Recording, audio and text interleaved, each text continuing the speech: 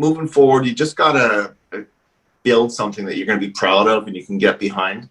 And I was very much like that. I mean, I could have launched the initial prototypes and probably would have sold some watches, but for me, it didn't align with who I was as a person, right? My core values, not only as a human, but as a watch enthusiast.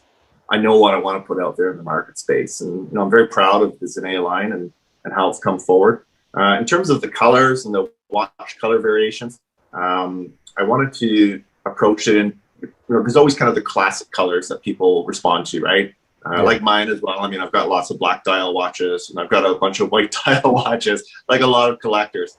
And so I wanted to do a few classic color iterations and, splash it up with a few differences. The meteorite dial is one that's a little different, of course. And the yellow dial, which is probably, you don't see as many yellow dial watches. I quite like them. I own about 2 other yellow dials, and yellow is one of those colors I find for watch enthusiasts. People either really gravitate towards it or, it's not for them. Yeah. So it's finding that balance point that people are going to like.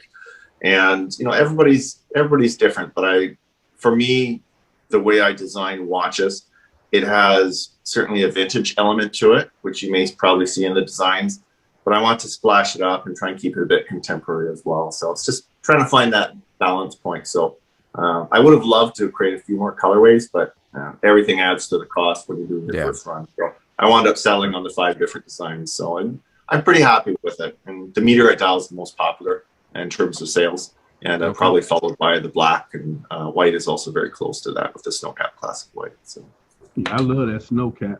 Yeah, that was a nice one. Yeah, that's a nice, especially with the red secondhand, it really pops, and I get a lot of comments on that. So I remember when I was first designing the watches, anyone who was interested in watches, I would show them the renderings, and they would comment on it. And the white, people would always comment on the secondhand, how they liked it. It kind of popped, and it's kind of the tip of the hat to, Canadian Heritage being a Canadian company as well, because it's the same Pantone color as the Canadian flag. So people tend to like that. So, and it's a fun watch.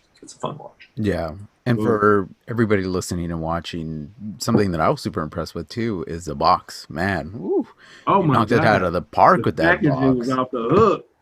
I felt like I had a luxury watch because I a lot of micro brands come through the channel and I know what the boxes look like pretty much, but with yours I was just completely blown away. I was like, what am I reviewing? Because this thing feels like a luxury watch. Like, that was crazy. Man, thank you so much. Yeah, I wanted to put a little more into the packaging than you typically find with a lot of watches. To me, the one of the tenets of the organization is I really want to create a rich and robust experience for people with the watch. At the end of that, that's people wearing the watch day to day and appreciating the finishing quality of it. But the experience, I mean, it starts with ordering online, how quickly you get it, even the boxing when you unbox it.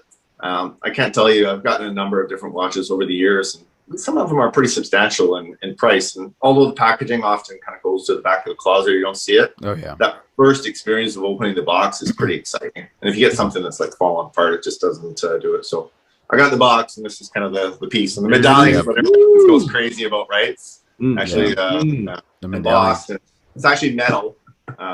People say, "Oh, it's a plastic medallion." No, it's actually a metal medallion I had done up. Yeah. So, I like it, and most people are very, very happy with the box. So it's kind of cool, and it doesn't add too much to the cost of the watch. People sometimes think you're spending crazy money, but it actually adds probably, for my cost, probably about an extra $10 to the cost of the watch. So you're not losing anything from the watch.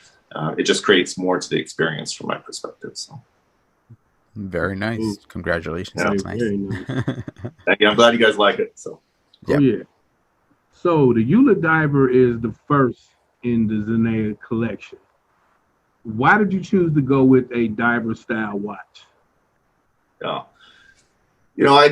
When I look at my own collection, probably I'd say about a third of the watches are dive style watches. Mm-hmm. I've always liked them. When I told you about the Formula One that I had, my second nice watch was a Tag Curium, also a dive style watch.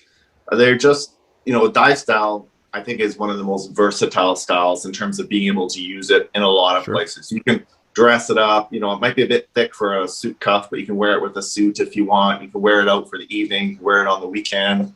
You wear it at work. It's a very versatile watch, and I liked it. So that was one of my primary drivers behind it. Dive watches, though, especially in North America, is a very crowded market space. So it's tough to get airtime sometimes, to get people to notice you out of the plethora of watches out there.